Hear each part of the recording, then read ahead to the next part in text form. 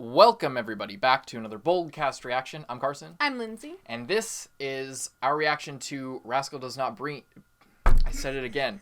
Rascal Does Not Dream of Bunny Girl Senpai, Episode 2. What happened last time? Last time we got introduced to all the characters, we found out that there's some supernatural-ish elements at play here. Adolescent syndrome, where weird shit happens during puberty, apparently. Mm-hmm. And that's the reason she dresses up as a bunny girl is because no one can see her. So by dressing up as a bunny girl, if someone can see her, she will immediately know because they'll be like, why the fuck is she dressed as a bunny girl? Yeah. And we like it so far, but we're really interested to see where they go with it, mm-hmm. and what they do with the foundation that they laid in the first episode. Indeed. We're going to get right into this. Hope you guys enjoy the reaction review. You can check out Patreon to get a week ahead on this show and others, and the uncut for this episode and other shows as well. Patreon.com/Boldcast. We're going to get right into this. Support the official release. We're watching now on Crunchyroll, not on Funimation, but you can watch it on Funimation to support the official release. We assume you've already seen it. Come here for what we have to say, not to watch the show. That's not why we're doing this. Let's go! Bunny Girl Senpai, Episode 2. Quantum physics. Oh, Jesus. Here we go. Oh. Going deeper into the Schrodinger's cat. I wonder what it is about authors that really make them want to talk about Schrodinger's cat. I've never heard about it before. Really? What?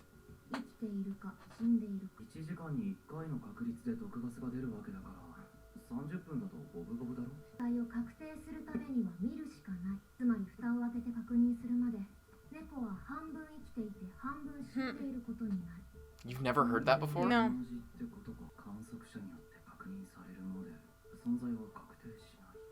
We only exist in relation to other people. That's the idea. I really like this opening song. Tree falling in a forest. Yeah, exactly. Yeah, it's the same idea. I wonder if we'll ever see him this intense in the actual show. Yeah. Or if it's just like meant to be to give the opening like more intensity. I feel like we will.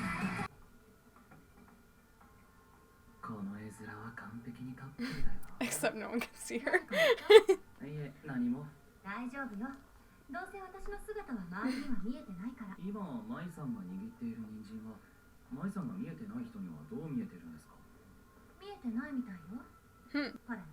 Yeah, just like they can't see her clothes.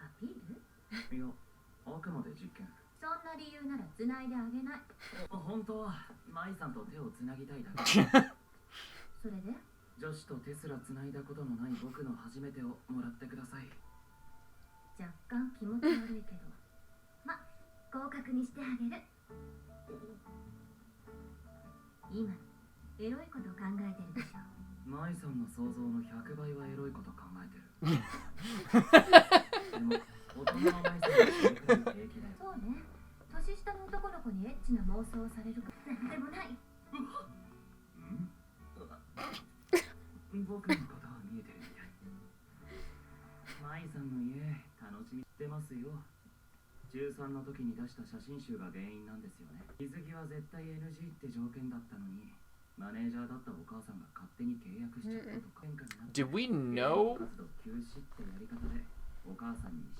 Interesting. Do we know that her manager was her mom? I don't think so.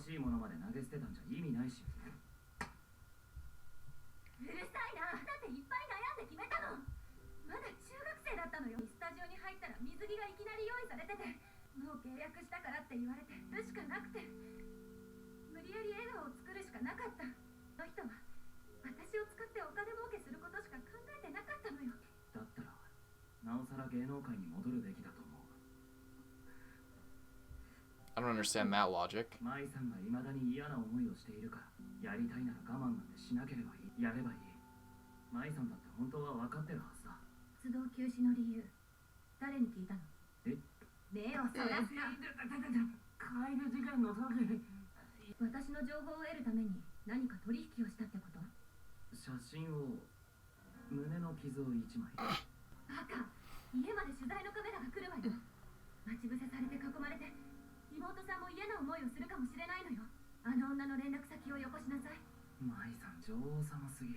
作田君はテレビ舐めすぎ。突然失礼し、以前お世話になったことのある桜島舞と申します。作田君の件、テレビに出すのをやめていただきたいんです。代わりにあるスクープを私が提供します。ちょっと舞さん。私は芸能活動を再開します。母の事務所には戻りません。復帰は別の事務所からになります。その際は御社と南條さんの独占取材を確約します。すみません。ここよ、私の家。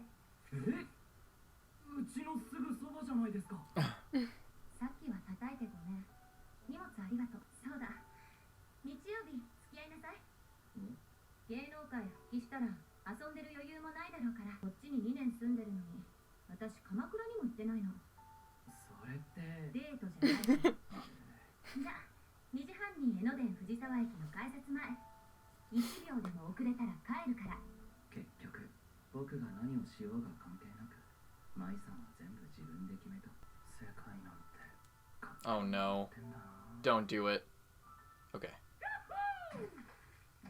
Ah, god damn it. I knew it was gonna happen. 覗くんじゃない。お兄ちゃんのキャッホー、楓にも分けてください。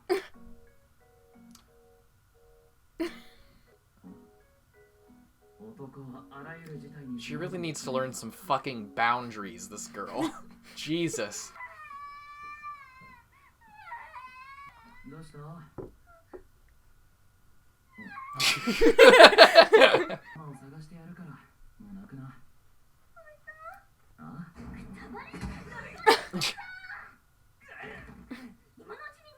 誰かロリコン変質者だ。だから違うって。その子は迷子。僕は一緒に母親を避けだ。ああ、痛い。ごめんね。二つにぱっくり割れたかも。やば、元から2つじゃん。もう、バカ。 Such a stupid joke. これでおあいこでしょ。いや、おあいこって。早く、約束なら僕だって。だったら早く。 I don't like the way you're, like, bending over with that skirt.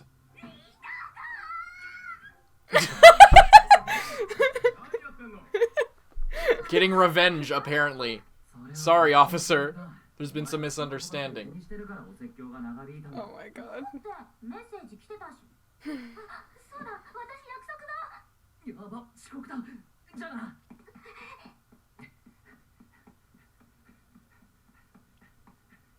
He's like...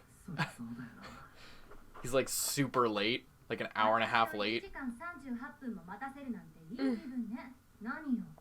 マイさんは遅刻してきた男をけなげに待っているような可愛げのある女じゃない。さては偽物だ。作田が私をどういう目で見ているのかよく分かったわ。君が抜けてますよ。作田なんて作田で十分。She waited a long time. 本当にそれだけ？それだけです。もし嘘だったら鼻でポッキー食べてもらうから。一本？一箱。妹の楓が思春期症候群になった時、誰も信じてくれなくて。ご両親は？今は別々に暮らしてます。母さんは楓になったことを受け止めきれなくて。でも一人だけいたんですよ。真面目に聞いてくれた人、その人と会ってなければ僕は乗り切れなかった。だから僕も舞さんにとってその人のようになれたらって。それ女でしょ。え？降りる。鎌倉は？作田が遅刻したせいでもう夕方だし。あ、待って。Okay. 知ってますか？人の目の高さから見える水平線までの距離は約 4km なんですよ。私は牧野原翔子です。Oh, that's the other girl that he was like fancying. 出会ったのは僕が中3、彼女が高2。峰ヶ原高校の制服を着ていました。もしかしてその人を追いかけて峰ヶ原高校を受験したわけ？まあその通りです。でも振られちゃったんだ。いえ、告白はしてません。峰ヶ原高校にそんな生徒は存在してなかったんです。在校生の名簿も全部調べたけどいなかった。でも僕は確かに牧野原翔子って人と出会って、その人の存在に救わでも彼女のことが好き？すげえ好きでした。デートの最中に他の女が好きなのって最低。I thought this wasn't a date.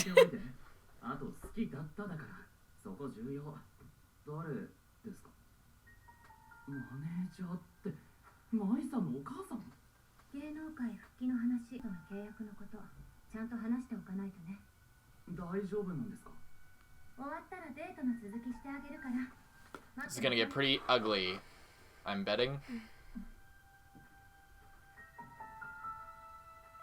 Yeah, it just doesn't even She notice her. doesn't see her? It's expanding. あなたなの？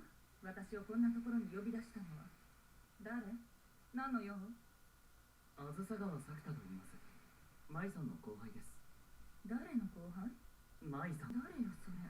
誰って。 Wait, what? あんたの娘でしょ。何言ってるの？私に娘なんていないわ。 She's literally being deleted from existence. ねえ、今日ここで会う約束を。これでしょ？でも差出人が不明なの。無理に時間を空けて予定入れ。何なのかしらこれ。そんなバカなことがあるか。母親なのになんで娘を忘れられるんだ。もういい。なんでまだ話は終わってない。お願いもうやめて。変ないたずらはやめなさい。これ以上は付き合ってられないわ。すみません。 What triggered it? Like, what is making this happen? I don't know. And they're having like different memories. サクタ君とに決まってるじゃない。今日はありがとう。じゃあ。待った。 Where are you gonna go? マイさん、行こう。行くってどこへ？どこか遠くの町へ行けば、まだマイさんのことを見れる人がいるかもしれない。食べてどうするの？サクタ以外には見えなくて忘れられてることが分かって何になるのよ。少なくともその間、ずっと僕がそばにいられる。年下のくせに生意気。せっかくのデートだし。いいわよ。まだ私を返したくないって言うなら。彼、僕だ。もしもし、どうしたんですか？悪い、今日帰れない。遠くまで行く用事ができた。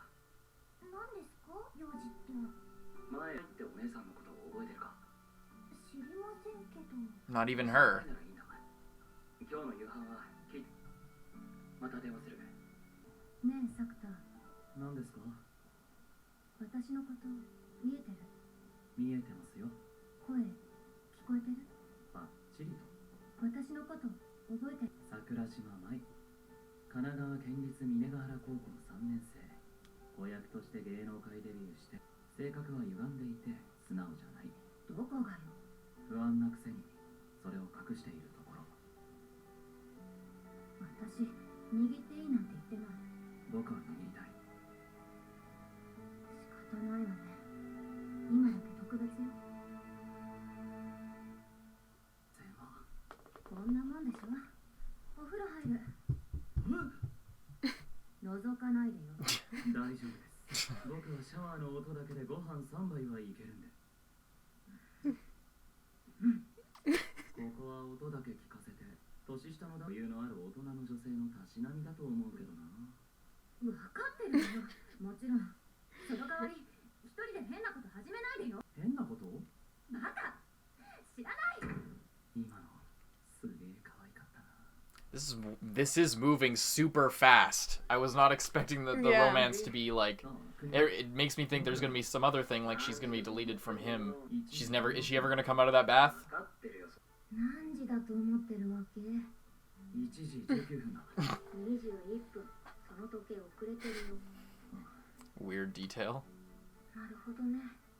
ありがとうとごめんと助けてくれを言えるのがあずさ川のいいとこだって。明日学校は？朝からは無理だろうな。なんで？学校に原因があるのかもしれないと思った。桜島先輩のこと、学校の生徒たちには見えていたからね。もう少し考えてみるけど、期待はしないで。ありがとう。明日は昼になるかもしれないけど、学校に。Interesting. うわー、シャワー終わってる。下着どうするの？は？服は一緒でもいいけど、下着は嫌。持ってませんでした。光栄でしょ？一生忘れません。絶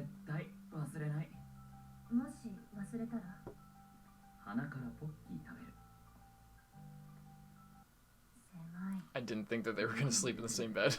何か話して。 He doesn't have the pillow. 高いな。舞さん、欲求不満？バーカ。もう寝よう。おやすみ。 Okay. That's what she said in his dream. Yeah. 寝るんじゃないんですか？ Is she just going to disappear? 私が震えながら消えたくないって言って泣き出したらどうする？そうね。さっきのが作田が私のファーストキスを奪える最初で最後のチャンスだったのに。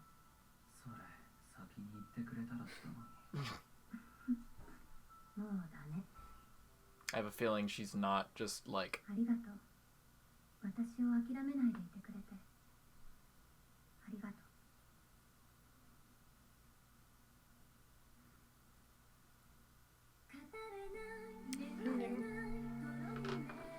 What'd you think of that one? Interesting. Yeah, I don't know, that's some really interesting stuff going on in that one.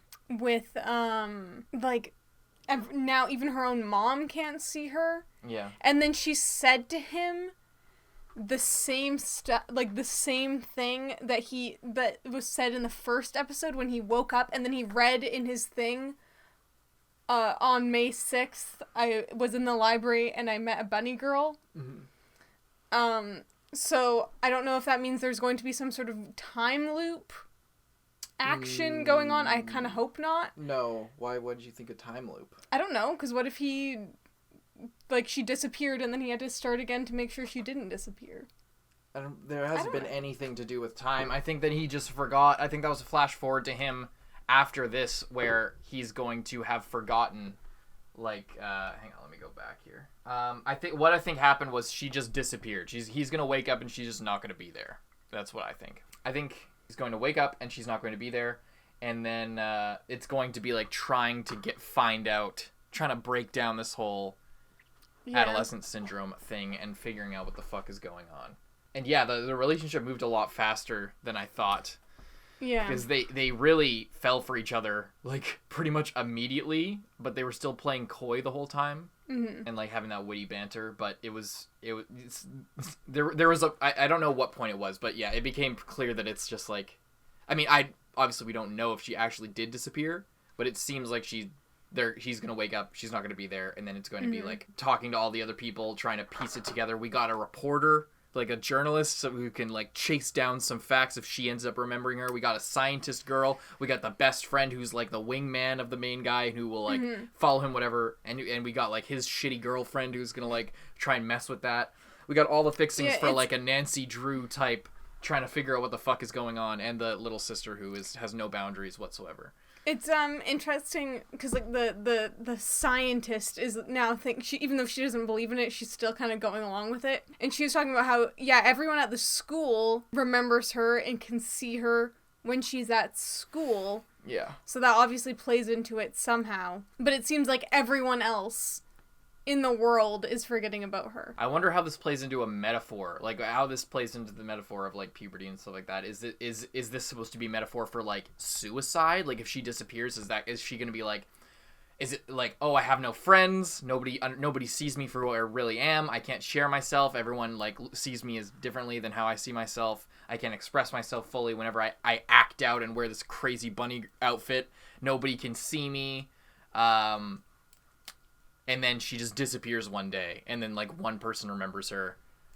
Yeah, I don't know. Like, is that what this is? Is it a metaphor for suicide, or something like that? Are we going to see her again, or is it just going to be like she just was gone? I don't think so. I think we're going to see her again, but... Yeah, and it's interesting that her mom was the manager. Yeah, we learned that at the start, and then he was surprised... Because she said, like, my mom, or your... I think he said your mom, the manager, Oh, no, I think what happened there was when she showed up, he was surprised that... Because we saw her mom in the flashback. Yeah. So we put the name to the face, but then when she showed up, he was like, who is that? Because he had only heard that her mom was her manager, but not actually seen a picture of her. Yeah. Yeah. Okay, that's what was happening there. I was like, why is he surprised? And then that's why she stopped. It was more out of spite. Yeah. Because her mom crossed a line without any input from her. Yeah. But she does genuinely enjoy acting, just not the kind of bullshit stuff of just wearing swimsuits Yeah. for extra money. So yeah, there's definitely some interesting stuff going on, I think. When he got arrested, when they got, like, taken to the police station. Yeah. Because he kicked that girl. I wonder if we'll ever see her again, or if she was literally just there one time. I'm sure she'll never show up in the plot at all, ever again. But then we also found out about the girl who helped him, and then apparently just didn't exist. What? Oh, yes. Oh, yes. Which is right. super weird as well. I think it's this is the second time this is happening. Like, it's not a time loop, but this similar thing has happened with another girl who went through the same thing, because she was also older than him, like a year older than him. No, he was in, like, halfway through middle school, and she was in second year of high school or something. Oh, right. Yeah. Yeah, so then I'm guessing what my thing, yeah, I think she's going through the same thing, but he doesn't fully remember it. But this time he's, like, writing it down or something. I wonder. I don't know. I was thinking that was just a fabrication that he made up, but I think that it was pretty much the exact same situation. He was able to sort of see her when other people couldn't, and she ended up disappearing. That's my idea. Definitely interesting, though. If that's, like, the thing, like, if she was having the same thing of disappearing to everyone. Well, yeah, because now nobody remembers her. Yeah. At all. Like, so it seems like the same situation. But he doesn't really remember. I think that they had, like, a deeper relationship, but all he remembers is that he was in love with her, that he, like, that she came to him at one point when he needed some companionship, and now that's it. That's all he knows. But I think that their relationship might have gone deeper than that. I don't know if it was, like, romantic, like this current relationship is, but I think it was a similar thing where she was disappearing. Because now nobody remembers.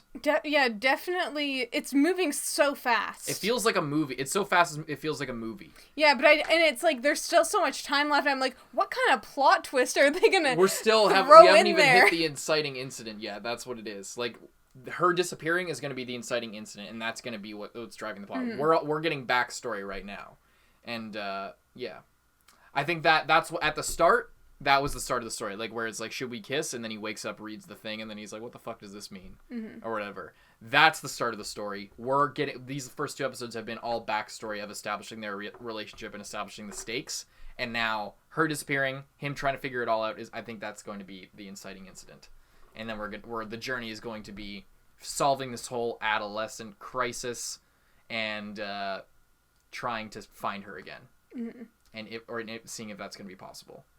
So yeah, it's weird. It does seem like it was a 2-parter episode, and now I see why they introduced those 2 characters so early. Like, they just kind of shoved them in there, just try to slide them into the last episode as quickly as possible, because eventually they did come back at this point, and then it's not like, who the fuck is Science Girl? He's just calling at 1 a.m. He's calling random Science Girl. It's like, oh well, at least they had coffee that one time previously. Anything else you want to say? Yeah, and it's interesting how it's like that weird thing that happens, especially in most things that involve magic, where, like, normal people, their brain, like, creates a workaround for the discrepancy in reality and what they're now remembering. Like, she was on the phone with someone who now she no longer remembers, so now she's like, oh no, I was just talking to you. You know? No, I don't know. What did that happen? When did that happen? the announcer lady is like, yeah, I told you that I wouldn't post it. He's like, well, who did you make that? Right. Who did you tell that to? You. I think that often happens in shows or books or whatever, where there's the magical element and there's, like, the group of people not involved with that magical element, or their brain, like, sees it differently or remembers it differently, so that everyone's not just going crazy all the time. Really interesting. Can I just say one thing that I really don't like? I really don't like, not just about this show, it's just following the cliche, the same trope. No parents. The no parents. I really don't like that. Even like they did it in Origairu as well, where I hate that every show needs to. It's like, okay, what it is it's Gandalf. It's like, well, is that a good thing? It's you need to at some point there's like the super knowledgeable parental figure who has the answers to everything, and they're super powerful, and eventually they just need to be written out, at least for the time being. Like they just need to be removed while the story gets going, in order for there to be some struggle. Because if God is there, if this like higher plane figure who's presumably, if this is a thing in this world, gone through adolescent syndrome, has grown up, knows like what the child is going through on some level, has the answers, they need to be written out. And it's also like he can't just go to another city with her in the middle of the night if there's parents around. Yeah. So like I get why it needs to happen, but it seems like just it's become such a cliche that it's just sort of accepted at this point that parents are going to be off on business in another country, or overseas, they had a falling out and now they just live gone. separately, or yeah.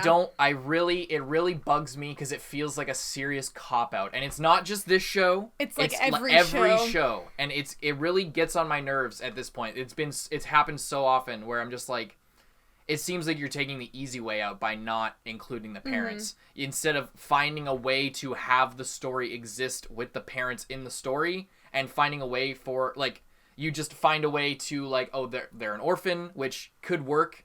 It can work in some cases, but when it's something like, oh, we don't live together because of this situation, or they're away on business, or unless every single teenager in Japan just lives by themselves, apparently. In which case, why have them be in high school? It's the same thing that we talk about a lot. Same old story. If they're in high school, but they're living like they're in university, just make them be in college or university. It's just a weird disconnect, and maybe, I don't know, maybe it's more of a thing in Japan for people to live by themselves, but over here, that is, like, you're not allowed to live by yourself. Yeah. If you're, like, there has to be some crazy circumstances going on for you to just legally be allowed to live by yourself. Yeah, the government will take you away if they find out that you're living alone. Yeah. You know, like, and maybe it is a cultural difference, and we're not, enlighten us on that, I suppose. But it also just seems to be way too convenient. It's just a convenience. That like, whether or not it is a cultural difference, the real reason that it's written this way, and maybe the mom will come back. It seems like she's being introduced, like, it seems like it's being set up so that she'll come back at some point. Mm-hmm. Maybe not, but it's just like... But also the mom was also, like, the mom manager or whatever. Yeah. So she wasn't, like... The mom, she was the manager. Yeah. Growing up, like, it seemed like she really pushed for her daughter to be in show business, and then took on the role of manager. So she didn't like raise her the way a normal mother would. She managed her and her career. Pageant mom. Yeah. So fucked up relationship. Yeah. So it's just an interesting thing, but for him to just be like, oh yeah, my sister was going through all this stuff, and my parents didn't like it, so now we just don't live with them. Mm-hmm. It's kind of weird. Yeah, because, like, there's a similar thing. Minor spoilers for the movie 8th Grade. If you haven't seen it, you should. It's a really good movie.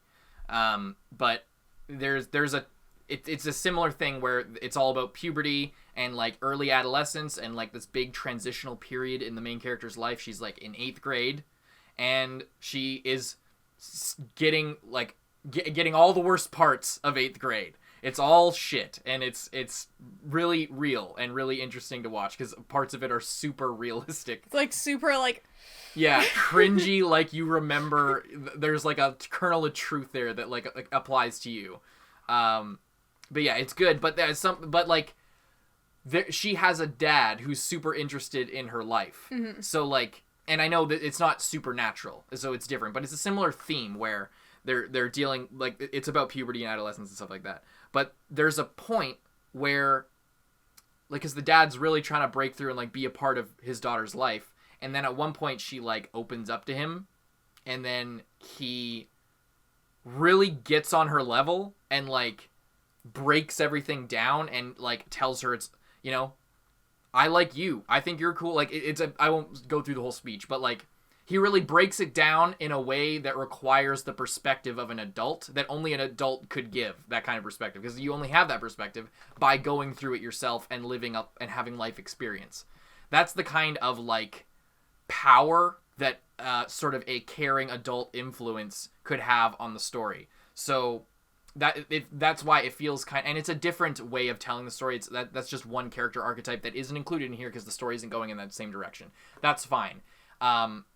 But the fact that there isn't anyone like that at this point makes me feel like it's just a convenience to like, we could have somebody here to like be there and give some perspective and give like some wisdom, but we don't have that because the parents are written out of the story because they're away. And again, maybe that'll come back into play. It's just a pet peeve of mine in general. It seems to especially happen in anime.